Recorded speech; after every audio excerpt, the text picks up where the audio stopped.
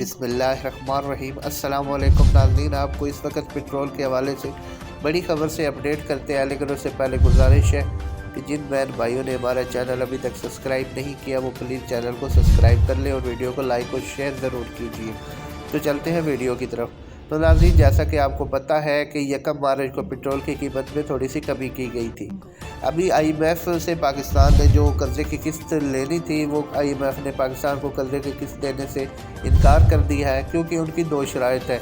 $1 को 300 रुपया किया जाए और पेट्रोल 300 रुपया फ़ी लीटर किया जाए, क्योंकि हुकूमत ने 1 मार्च को पेट्रोल की कीमतों में कमी की थी। इस वजह से पाकिस्तान को IMF से जो कर्ज़े की किस्त है वो नहीं मिली है।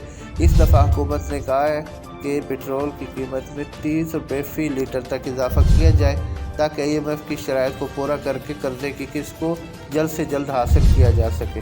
तो मज़ीद अपडेट के लिए हमारे चैनल अक्सर न्यूज़ TV को सब्सक्राइब और लाइक ज़रूर कीजिए। शुक्रिया।